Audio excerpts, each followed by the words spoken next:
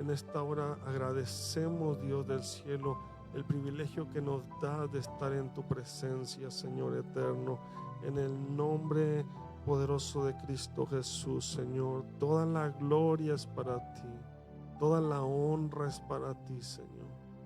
Todo el poder, la honra, la magnificencia, Dios, es tuya, Dios. Tú eres nuestro Dios, nuestro Señor, Dios. Escudriña nuestros corazones, Dios, y ve si hay en nuestros corazones perversidad, caminos, Señor, que no te agradan, Dios del cielo, y haz, Dios del cielo, como decía David, en nosotros, Dios, hazlo en nosotros, crea en nosotros, Señor, un corazón limpio y renueva un espíritu recto dentro de nosotros, Señor eterno. Te lo pedimos, Señor. Te pedimos, Padre, que sigas trabajando en nuestras vidas, que sigas tú, Señor, obrando en nuestras vidas, Padre celestial. No nos sueltes, Dios del cielo. Señor, encamínanos cada día, Señor, en este camino, Padre Santo, en el cual hemos empezado a caminar hace muchos años, unos, Padre, otros con poco tiempo, Señor, pero todos vamos caminando, Dios, en esta vida, Padre Santo, en esta vida espiritual. Te pedimos, Señor, que abras nuestros ojos espirituales cada día, Señor, que abras nuestro entendimiento, Señor, que nos des discernimiento, Padre Santo, que nos des, Señor eterno, esa sensibilidad de tu Espíritu, Señor, en nosotros cada día, Padre Santo, en el nombre poderoso de Cristo Jesús, Señor. Te damos honra, te damos gloria, Señor, porque solamente tú te la mereces, Padre, en el nombre de Cristo Jesús, en el nombre poderoso de nuestro Señor Jesucristo. Amén, amén y amén. Vamos a darle gracias al Señor y vamos a sentarnos. Hoy me tocó compartir la palabra de Dios y Dios está en este lugar.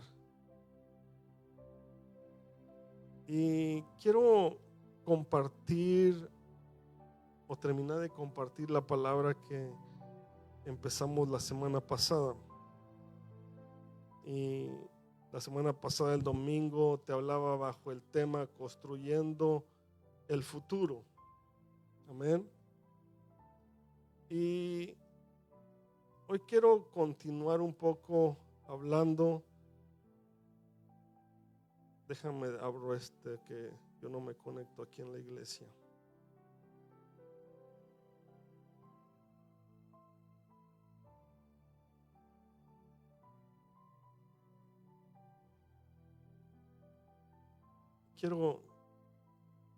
Empezamos a hablar la semana pasada de construyendo el futuro y utilizamos la parábola de los dos cimientos para introducirnos en ella. ¿Se recuerda de eso? Y hoy quiero poder profundizar un poco más en ello.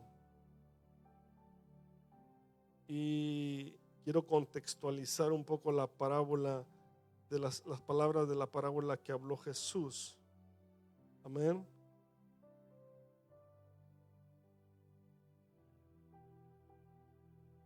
Y la semana pasada dijimos que Jesús compara la edificación de una casa con la edificación de una vida espiritual. ¿Se recuerda de eso? Y te decía el domingo que esto es fundamental en la vida de un cristiano, porque creo que una de las cosas que más le ha dado como resultado al diablo, al enemigo, es hacernos creer que cada persona que viene a la iglesia, por venir a la iglesia, está viviendo una vida espiritual. Yo creo que eso es una de las cosas que le da mucho resultado al diablo o al enemigo, que hacernos creer que nosotros, por estar en la iglesia, estamos viviendo una vida espiritual. Y la semana pasada te comparaba eso, te comparaba que la vida espiritual es algo que se construye todos los días. Amén. Y ciertamente creo, por los años que tenemos de experiencia pastoreando, estando al frente de una obra, que esa es una de las cosas que le da mucho resultado al diablo, hacernos creer que por estar en la iglesia tenemos una vida espiritual que estamos llevando, viviendo. De hecho, también otra de las cosas que muy común se dice es que, o que pensamos que todas las personas que van a la iglesia son cristianos. Y hasta cierto punto eso pudiera darse de entender que sí, porque cuando tú estudias religiones y estudias diferentes religiones que hay en el mundo, te das cuenta de que cuando se dice que una persona cree en Cristo o cree en Jesús, por consiguiente son cristianos, y ahí entran todo mundo que cree en Jesús. Por eso se dice que todos son cristianos. Entonces, lo que trato de ponerte es de que nosotros creemos que por el hecho de estar en la casa de Dios, todas las personas son cristianos o tienen una vida espiritual, o si vamos un poquito más profundo, decir que toda la gente que va a la iglesia son hijos de Dios. ¿Qué tú piensas acerca de eso? Personalmente creo que ciertamente la mayoría que venimos aquí, todos somos cristianos, porque todos creemos en Cristo en este contexto de que te estoy hablando. Pero una de las cosas que ha golpeado fuertemente mi corazón en este último año, por una enseñanza que escuché al principio del año, es ponerme a pensar de que si todas las personas que venimos a la iglesia somos hijos de Dios. De hecho, cuando tú hablas con algunas personas tienen este contexto un poco más amplio y dicen, bueno, es que todo mundo somos hijos de Dios. Y la Biblia no dice eso. La Biblia es muy clara en enfatizar quiénes son hijos de Dios, pero sin embargo hay personas que dicen que todas las personas son hijos de Dios, y no es así. Estoy poniendo esto en contexto porque quiero que llevarte a algo que Dios puso en mi corazón, y como te dije, tratar de contextualizar las palabras de la parábola de Jesús. Y la voy a leer, pero voy a leer desde el versículo 31 del capítulo 7 de Mateo, porque quiero hablarte algunas cosas que quiero explicar de esta parábola, y que también sé que es importante entenderla en el contexto de lo que está hablando. Dice la palabra de Dios en Mateo 7:31, perdón, 7:21. ¿Me traes poquita agua, por favor? No todo el que me dice Señor, Señor, entrará en el reino de los cielos, sino el que hace la voluntad de mi Padre que está en los cielos. Muchos me dirán en aquel día, Señor, en tu nombre profetizamos. Señor, Señor, ¿no profetizamos en tu nombre, y en tu nombre echamos fuera demonios, y en tu nombre hicimos muchos milagros? Y entonces les declararé, nunca os conocí, apartados de mí, hacedores de maldad. Cualquiera pues que me oye estas palabras y las hace, le compararé a un hombre prudente que edificó su casa sobre la roca. Y descendió lluvia y vinieron ríos y soplaron vientos y golpearon contra aquella casa, y no cayó porque estaba fundada sobre la roca. Pero cualquiera que me oye estas palabras y no las hace, le compararé a un hombre insensato que edificó su casa sobre la arena. Y descendieron lluvias, vinieron ríos y soplaron vientos y dieron con ímpetu contra aquella casa, y cayó, y fue grande su ruina. Y cuando terminó Jesús estas palabras, la gente se admiraba de su doctrina, porque les enseñaba como quien tiene autoridad y no como los escribas. Y este pasaje, nada más al leerlo, te das cuenta de que plantear que toda la gente que está en una iglesia, llámese CMD, llámese cualquier iglesia de esta ciudad o de cualquier parte del mundo, no todos los que están en la iglesia son hijos de Dios. A lo mejor son cristianos porque creen en Jesús, como cualquier persona allá afuera, pero en base a lo que estamos leyendo, estas palabras de Jesús son fuertes. Pero quiero regresarme un poquito porque quiero llegar a algo y hacerte recordar que la semana pasada te decía que Jesús compara la vida espiritual como aquel hombre que edifica una casa sobre la roca. Amén. Y quiero hacerte ver a través de la palabra que una vida espiritual no es lo que nosotros hacemos. Una vida espiritual, quiero plantearlo de esta forma. Primeramente quiero que sepas que no toda la gente que está dentro de la iglesia está viviendo una vida espiritual. Amén. Número uno, ya te expuse el por qué razón y cuáles son los motivos de cómo se dice.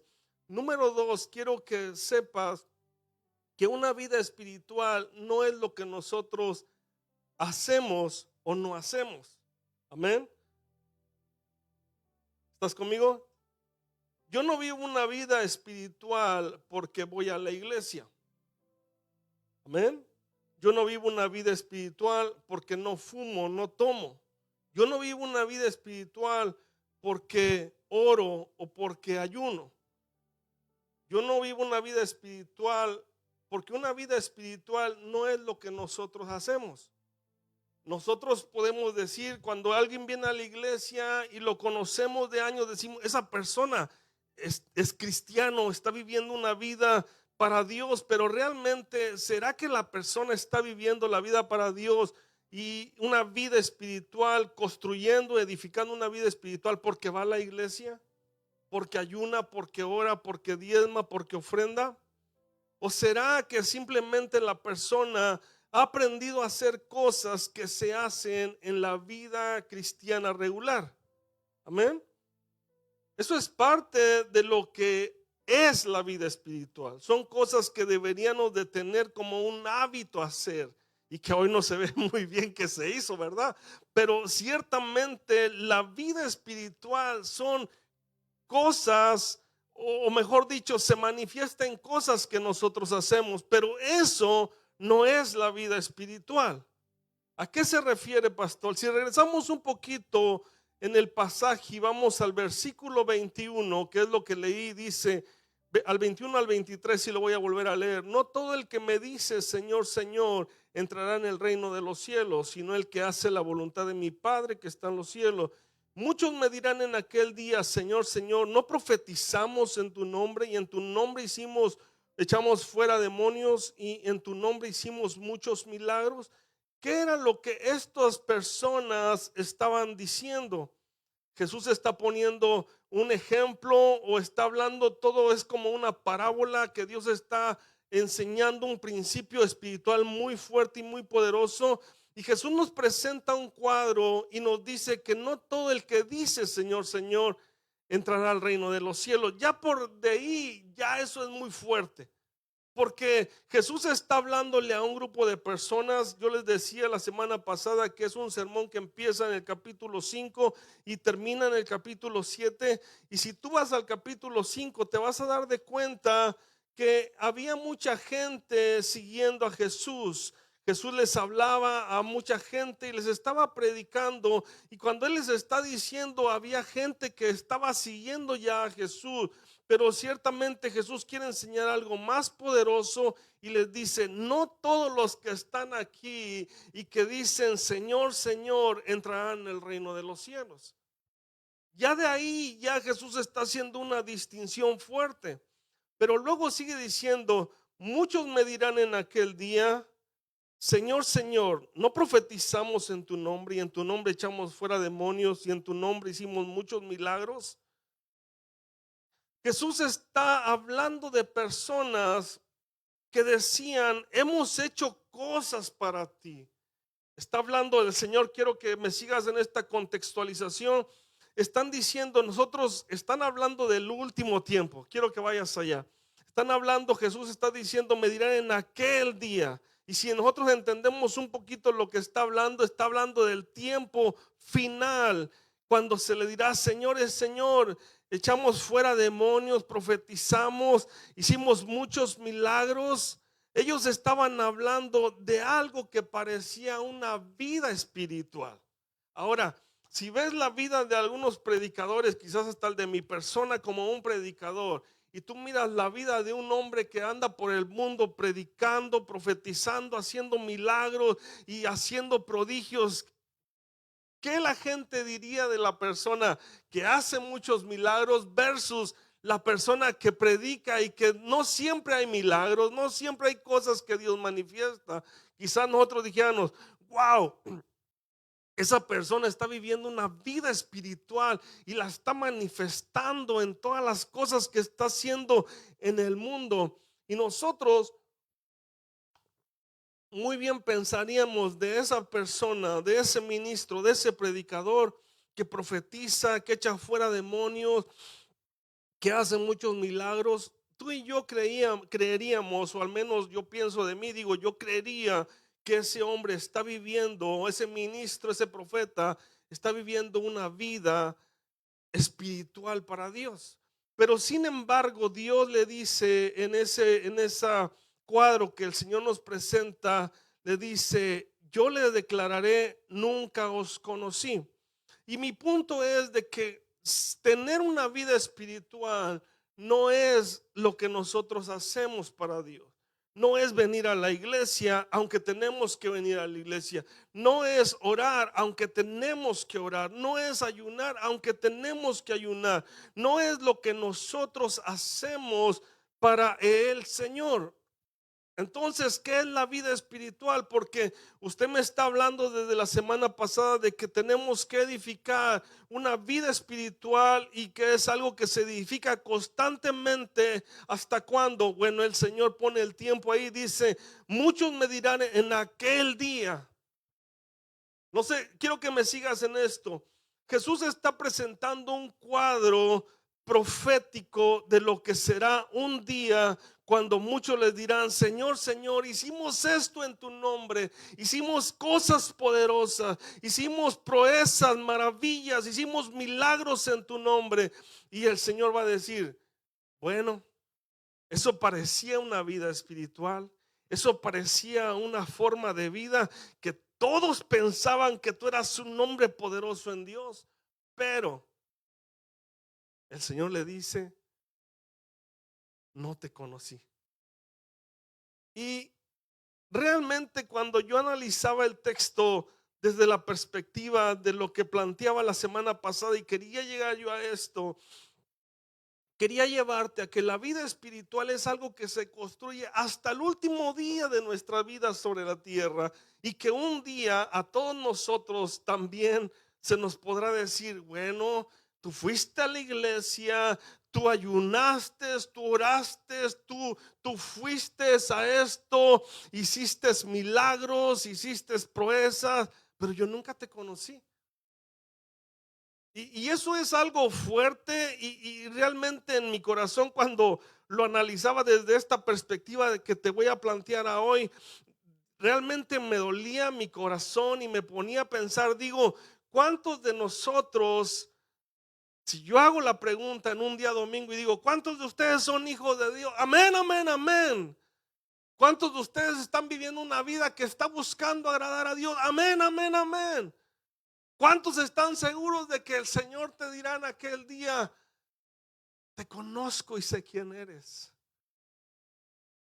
Y realmente cuando yo analizaba esto que te estoy diciendo, me ponía a pensar de que el Señor Jesús empieza su ministerio, empieza a predicar. Y te voy a ser sincero, cuando yo empecé a predicar, cuando estaba más joven, no me gustaba predicar de Mateo, Marcos, Lucas y Juan. Soy bien sincero. Y yo decía, yo te voy a ser muy sincero también en esto. Decía yo, las palabras de Jesús están como que muy sencillas, como que él le hablaba a personas que no tenían mucho entendimiento y que tenía que ser muy así para que la gente entendiera. Y con el tiempo me fui dando cuenta de que no hay nada más profundo que lo que encierra las parábolas de Jesús.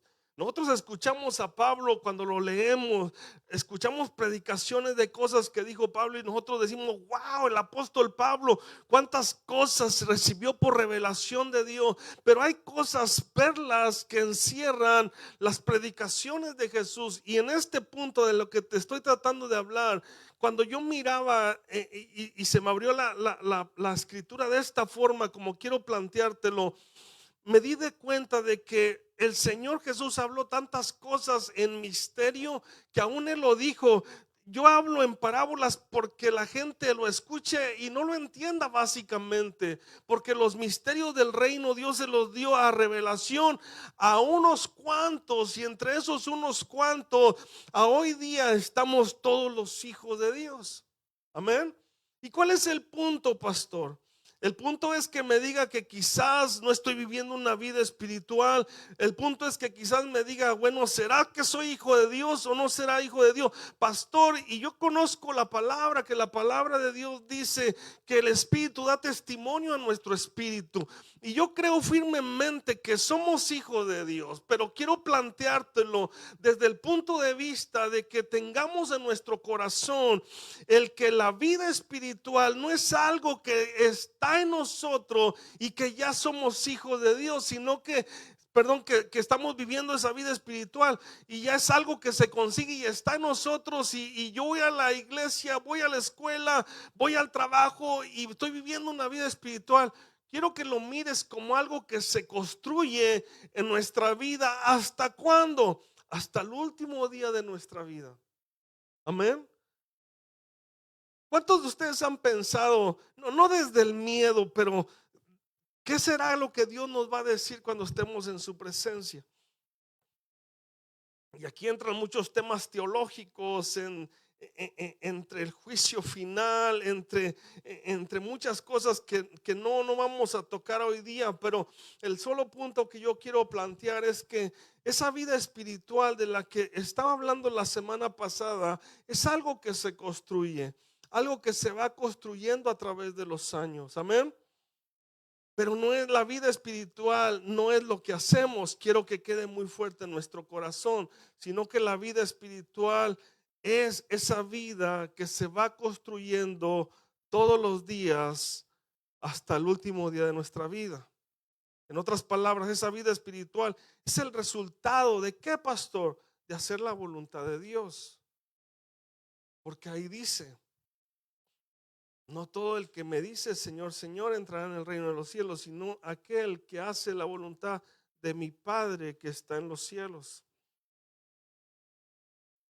Te decía la semana pasada de que hacer la voluntad de Dios no es algo fácil. Comprobar la voluntad de Dios buena, agradable y perfecta, como te lo planteaba, tampoco es algo sencillo para Jesús. Yo no estoy diciendo que Jesús no aceptaba la voluntad del Padre, pero tú miras a un Jesús humano luchando con sus emociones para hacer la voluntad de Dios, aunque sabía a qué él había venido a la tierra. Amén.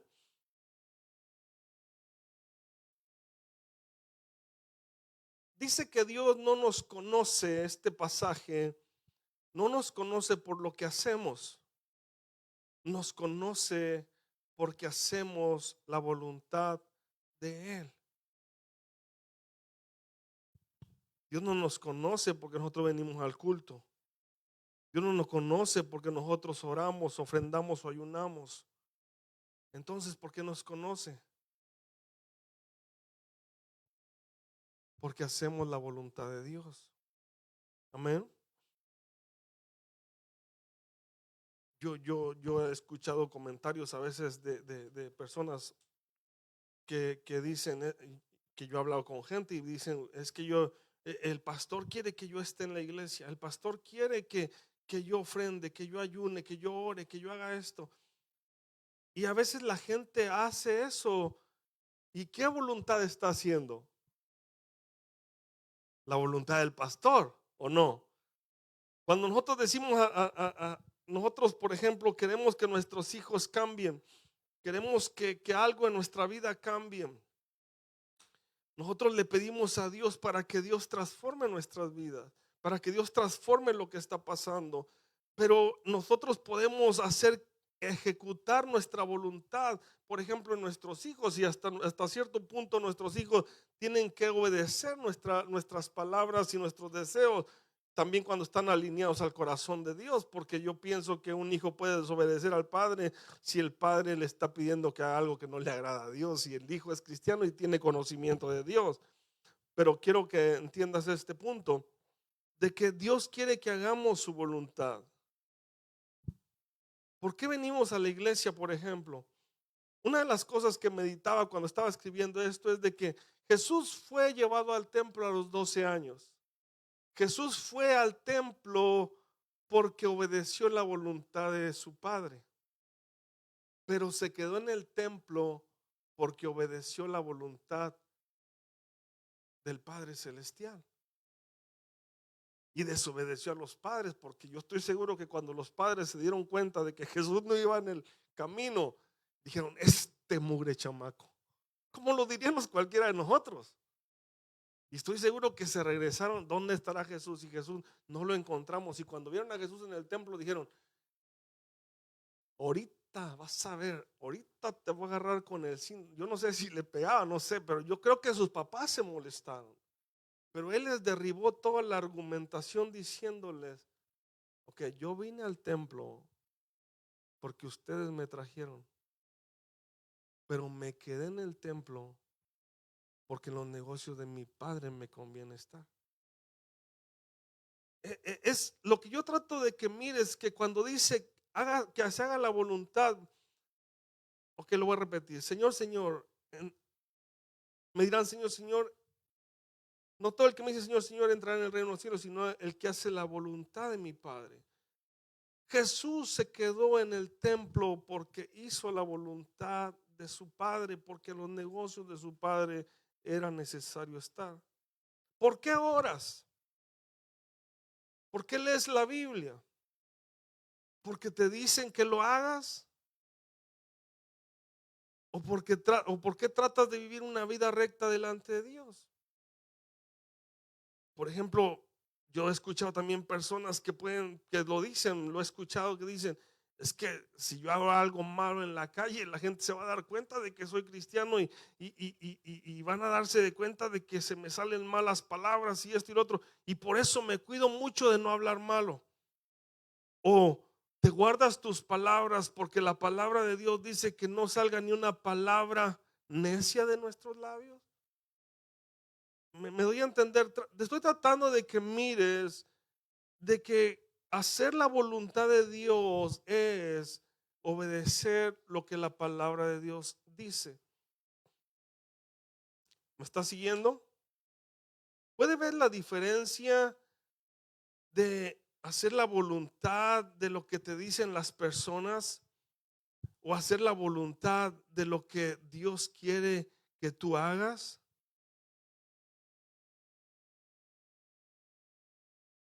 ¿Lo puedes ver? ¿Lo puedes ver conmigo? ¿Por qué venimos una vez más a la iglesia? ¿Por qué ofrendamos? ¿Por qué ayunamos? ¿Por qué oramos? ¿Por qué hablamos de Dios? ¿Por qué obedecemos a Dios? Obedecemos. Es que eso es ser cristiano. El Señor no nos conoce por eso. El Señor nos conoce porque tú estás edificando una vida haciendo la voluntad de Dios. Amén. La mayoría de los teólogos analizan estos pasajes y en lo personal también lo creo, porque la mayoría coincide que estas palabras son palabras muy fuertes de Jesús, porque este pasaje está hablando implícitamente del día final, cuando Dios apartará a los hacedores de maldad. Implícitamente entendemos que es una palabra que está hablando Jesús y está hablando de un tiempo final donde Dios apartará a aquellos que hacían obras pero que Dios no los conocía. Y esto es muy fuerte porque está hablando implícitamente de un día donde también nuestras vidas estarán en este punto donde Dios puede decir: apartado de mí, hacedor de maldad. Y en lo personal te digo, para mí es fuerte esta palabra. La pregunta que salta aquí es: ¿Dios te conoce? ¿Dios conoce mi vida? ¿O conoce a la persona que viene al culto? ¿Conoce a la persona que diezma, que ofrenda, que ayuna, que está haciendo algo para Dios? ¿O conoce tu vida desde el sentido de esta palabra. ¿Y qué significa esta palabra? Conocí, no nos conocí. Esta palabra conocí es la palabra ginosco. Y ginosco tiene un sentido profundo de conocer íntimamente a alguien y no solo saber información de alguien. Así es que cuando Jesús dice nunca os conocí, se refiere a una falta de comunión personal o a una relación íntima que debería de existir y que nunca existió. Dios no conoce porque nosotros digamos que somos hijos de Dios. Dios no nos conoce por todo lo que ya he estado repitiendo. Nos conoce porque nosotros tenemos una relación de intimidad con Dios. Nos conoce porque nosotros estamos viviendo una vida de obediencia a Dios. Nos conoce porque estamos viviendo una vida tratando de caminar. Y digo tratando porque vuelvo a decirte, el ejemplo de Jesús de alguna forma nos presenta que el hacer la voluntad de Dios muchas veces choca con nuestros sentidos, con nuestros deseos, pero eso nos llevará a que Dios nos conozca a nosotros como fuimos conocidos. Amén. Te hago esta pregunta: ¿Dios te conoce?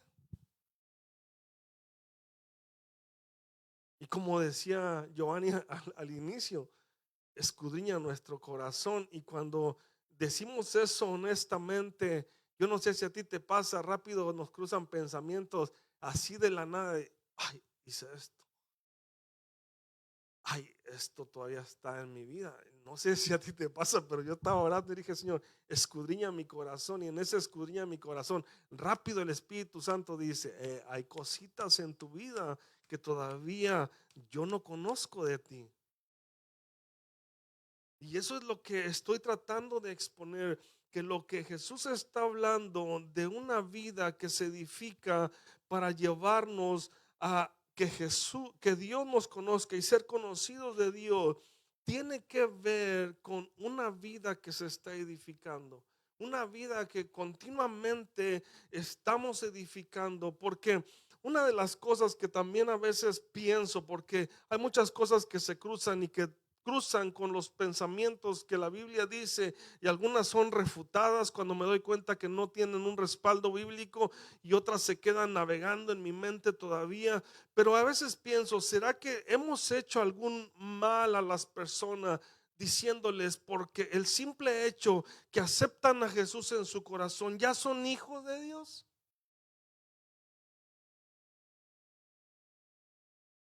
Cuando tú lees la historia bíblica, y esto me reventó la cabeza hace unos días atrás, como quizás unos 2 meses que estudiaba esto. En los tiempos de Jesús, cuando Jesús predicaba y después de que Jesús se murió y fue al cielo, resucitó, fue al cielo, vinieron los apóstoles. Sabemos lo que la palabra de Dios dice, que el que creyere y fuere bautizado será salvo. Mira cuál amor nos ha dado el Padre, que seamos llamados hijos de Dios. Lo que dice Juan cuando habla ahí en el capítulo 1, donde habla acerca de, te lo voy a leer porque es un texto que también es muy puntual. En Juan capítulo 1, en Juan capítulo 1 dice esto, dice: a los suyos vino y los suyos no le recibieron, mas a los que le recibieron y los que creen en su nombre les dio la potestad de ser hechos hijos de Dios.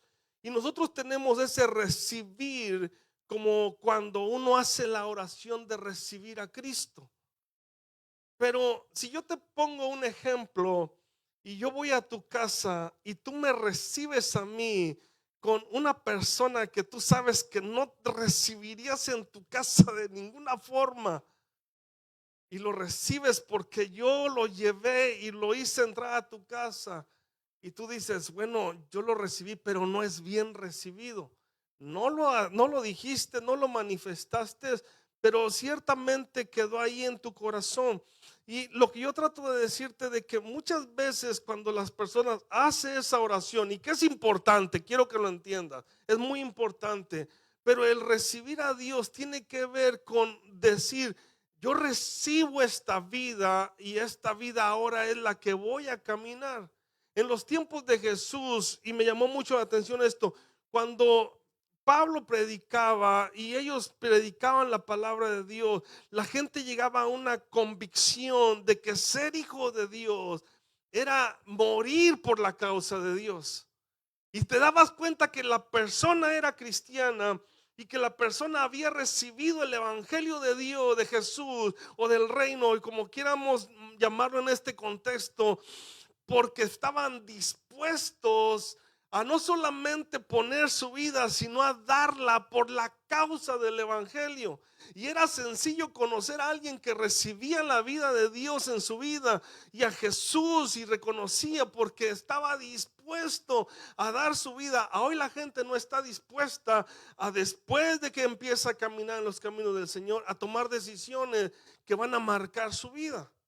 Me doy a entender, por esa la perspectiva que estoy tratando de ponerte, de que la vida espiritual no es solamente la decisión primera o primordial en nuestra vida o lo que se hace primeramente, sino es la determinación de construir una vida espiritual todos los días de nuestra vida. Amén. ¿Me doy a entender con esto?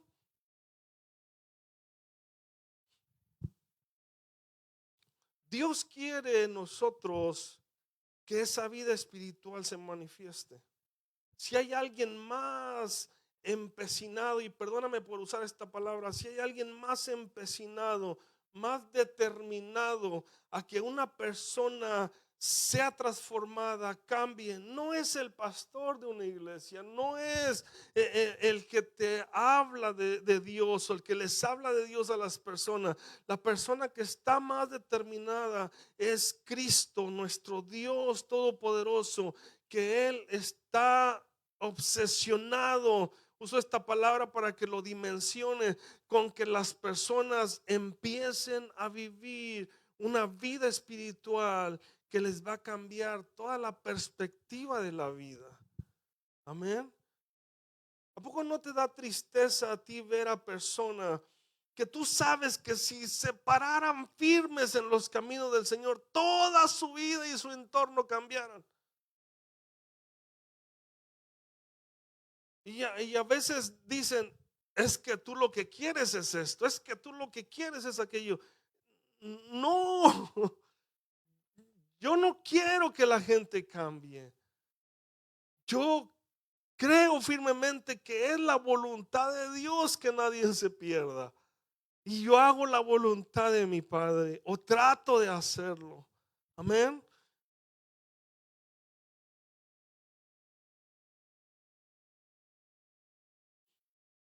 Quiero volver un poquito al verso 24 en estos últimos minutos.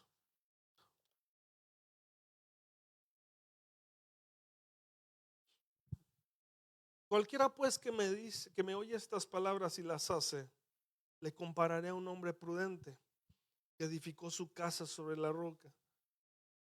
Y no pierdas de vista la comparativa que Jesús está haciendo de un hombre que edifica una casa, y lo que yo te he estado planteando lo compara con alguien que edifica una vida espiritual. Cualquiera pues que oye estas palabras y las hace, dice su palabra. ¿Cuáles son estas palabras?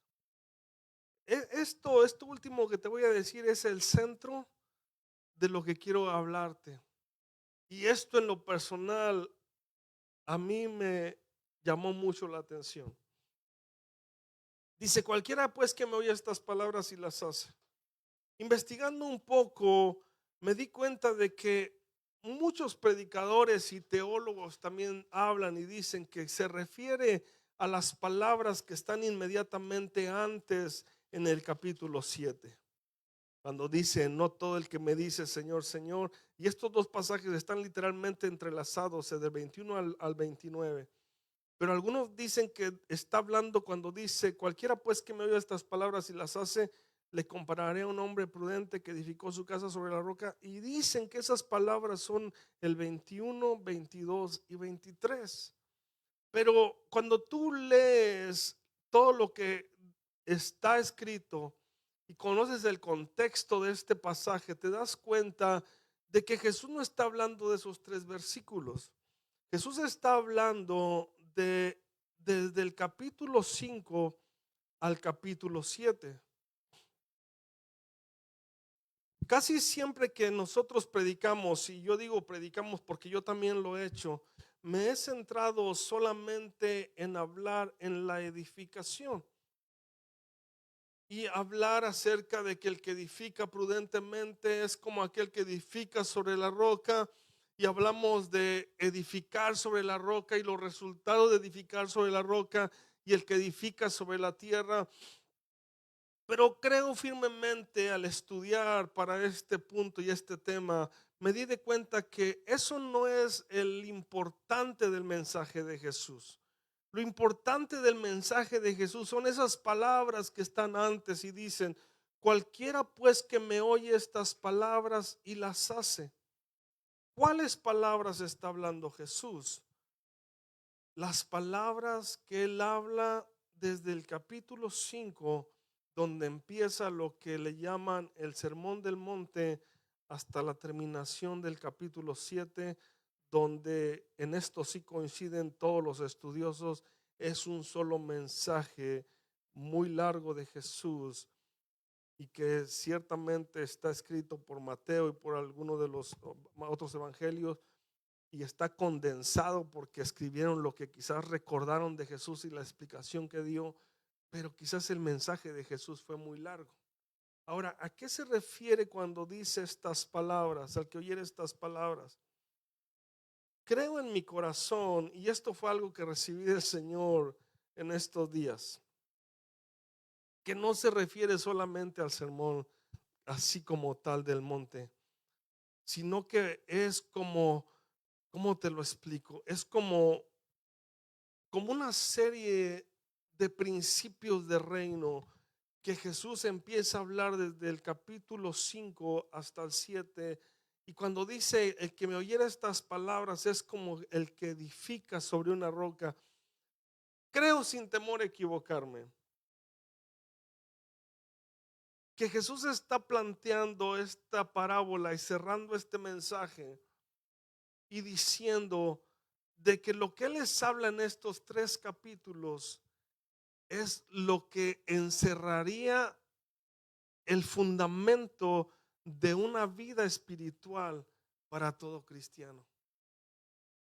Y cuando lo estaba meditando de esta forma, cuando estaba escribiendo, dije: voy a leerlo a tal punto que empiece a sacar los puntos de lo que está hablando. Porque si tú vas al capítulo 5 y te digo, esto es el centro, que más como una conclusión del mensaje, lo quiero dejar como una tarea en tu vida, no para esta semana, sino para una vida. Amén. Porque ¿qué está hablando Jesús? Si nosotros empezamos a leer el capítulo 5, nos vamos a dar de cuenta que pareciera que Jesús empieza este mensaje hablando sobre un fundamento que toda persona debería de tener para un día, cuando estamos delante de Dios, el Señor nos diga: yo te conozco. Pastor, ¿quiere decir que entonces todo lo demás de la Biblia no es tan importante? No, estoy diciendo que lo que Jesús habla en estos tres capítulos encierran todo lo que el apóstol Pablo habla en otras formas, lo que Pedro habla de otra forma, lo que todas las cartas paulinas dicen en otra forma. Pero creo que este sermón del monte, muy bien, yo me atrevería a nombrarlo, y me atrevo a nombrarlo. Al fin de cuentas, el que le puso Sermón del Monte es alguien que le puso por nombres para poder estudiarlo. Yo le pondría el fundamento de una vida espiritual. No es solo una colección de temas separados, hay una estructura poderosa de principios de reino. Y quiero en estos, regálame después de este minuto unos 3 minutos. porque quiero leértelos. No los voy a explicar, pero te los voy a dejar y van a quedar ahí grabados para si tú quieres ir a tu casa y luego buscarlos y leerlos. Pero son cosas bien importantes que yo personalmente creo que si toda persona tratara de poner en práctica esto que Jesús dice en estos 3 capítulos, estuviera obedeciendo muchas de las cosas que aún los apóstoles escribieron. Por ejemplo, en el capítulo 5 nos dice cómo tenemos que ser. Tenemos que ser pobres en espíritu. Tenemos que ser mansos, misericordiosos, limpios de corazón, pacificadores. No está describiendo emociones momentáneas, sino una naturaleza transformada en nosotros. Ya con eso que nosotros podamos vivir en nosotros es un wow. Y luchamos para ser así mansos, a veces nos esperamos, no somos a veces misericordiosos, no tenemos siempre el corazón limpio como lo enseñaban allá con los caballeros, no somos siempre pacificadores y eso haría de nuestra vida una vida diferente. Ahora vamos un poquito más, luego sigue adelante diciendo que somos, no voy a mencionar los versículos y las citas porque todo está ahí seguido. Sal, somos sal para preservar la tierra. Tenemos que ser luz para iluminar a los que están alrededor de nosotros. Y esta es una referencia propia mía de lo que yo escribí. Quizás a ti te habla Dios algo diferente. En otras palabras, somos importantes para el desarrollo del reino de Dios sobre la tierra. Nos enseña que la transformación interna debe de producir un impacto externo. Nos habla de la verdadera justicia en nosotros. Mateo 5:21 al 26 nos habla de que la ira en nosotros, cuando nosotros nos enojamos, estamos cometiendo homicidio. Cuando nosotros codiciamos a una mujer, estamos cometiendo adulterio. Nos habla del enojo, nos habla de la codicia, nos habla de los juramentos, nos habla, y cuando hablamos de juramento, de hablar en palabras así nada más por hablarla, nos habla del amor al prójimo, el amor al enemigo, nos habla del principio fundamental de la justicia del reino, que es lo que nos transforma interiormente. Nos habla de la forma correcta de dar, de la forma correcta de orar, de la forma correcta de ayunar. Y luego aparece el Padre Nuestro, que nada más ahí nos pudiéramos tomar muchos sermones para explicar lo que es el Padre Nuestro. Nos habla del poder del corazón, perdón, el problema del corazón dividido. Nos habla de dónde está nuestro tesoro, nos habla de la ansiedad, nos habla de estar enfocado, nos habla de la confianza. Y es ahí donde nos dice, ¿dónde está nuestro tesoro? No podéis servir a dos señores. Nos habla de afanarnos, nos habla de relaciones y discernimiento, nos habla de no juzgar hipócritamente. Cuando nos habla de la viga y la paja en el ojo y la viga en el ojo de nosotros, nos dice que tenemos que pedir y buscar. Nos dice que tenemos que tratar a otros como queremos ser tratados. Nos habla de la puerta angosta y la puerta ancha. Nos habla del árbol bueno que da buen fruto y del árbol malo que da mal fruto. Nos dice que que no todo el que nos dice Señor, Señor, entrará en el reino de los cielos, que es a lo que llegamos. Nos habla de los dos cimientos. El sermón del monte,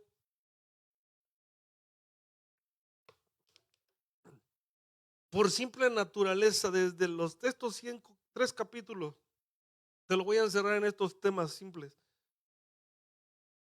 Nos habla de la identidad de la persona, nos habla de la justicia verdadera, de la motivación del corazón, de confiar y estar enfocados, de relacionarnos y de tener discernimiento, de decisiones espirituales y de una obediencia práctica.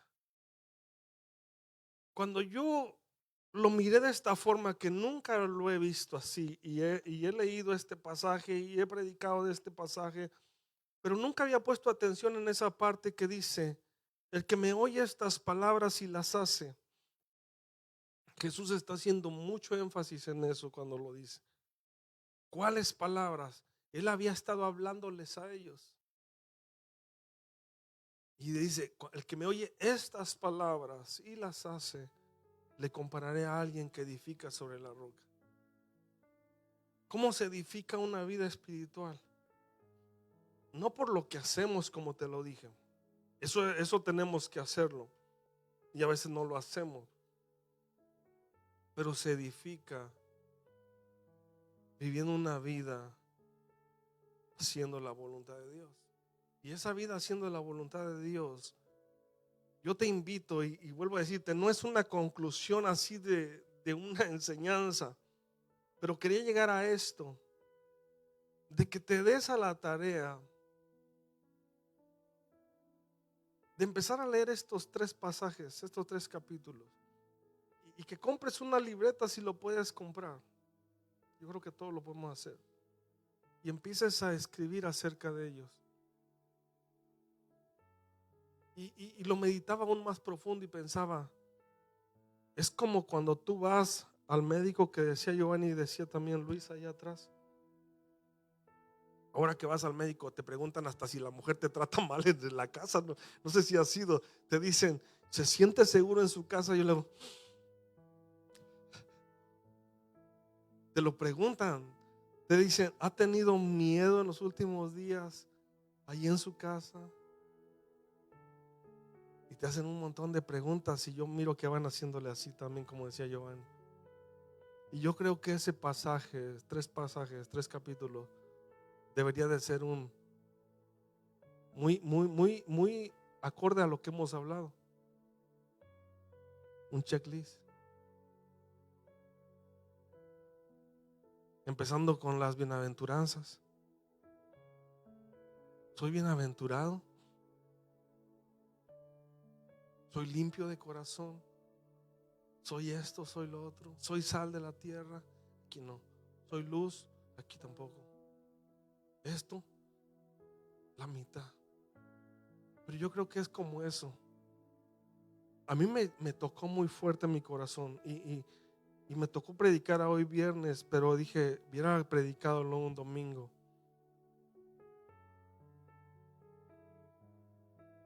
Porque Jesús dice, el que oye estas palabras y las hace, será como alguien que edifica sobre la roca.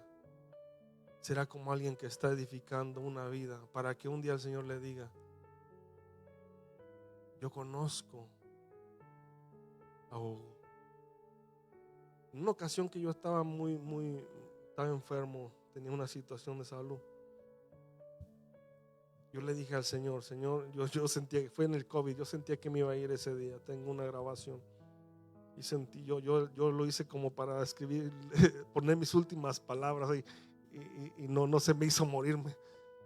Pero ese día yo le dije al Señor, le dije, todo lo que yo quiero es que tú me mires a mi cara y te sonrías conmigo y que me digas, buen siervo y fiel.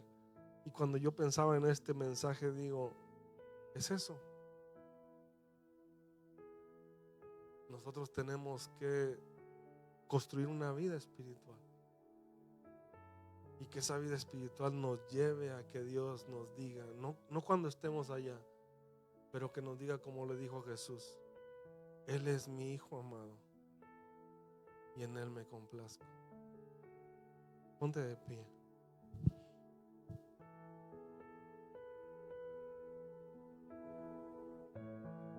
Yo sé que no es fácil hacer la voluntad de Dios. No siempre el hacer la voluntad de Dios son decisiones fáciles.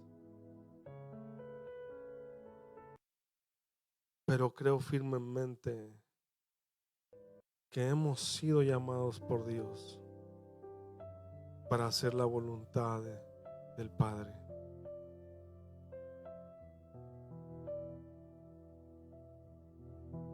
Yo creo firmemente que Dios escogió tu vida, escogió mi vida, que nos ha tocado momentos buenos, momentos no tan agradables, momentos que no quisiéramos hacer lo que Dios nos pide, caminar como Dios nos pide. Pero creo que estás y estoy construyendo o edificando una vida espiritual. Eres un hijo de Dios.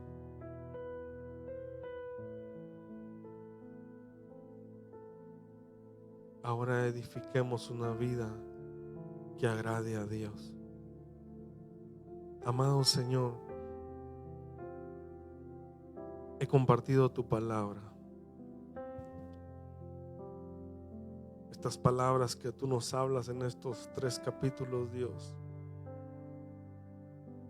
en estos días se convirtieron en algo muy importante en mi corazón. Hay cosas en las cuales, aunque estoy al frente de esta casa, me puedo poner una palomita. Hay otras que quizás todavía no puedo marcarlas correctamente. Pero estamos avanzando, Señor, en tu propósito.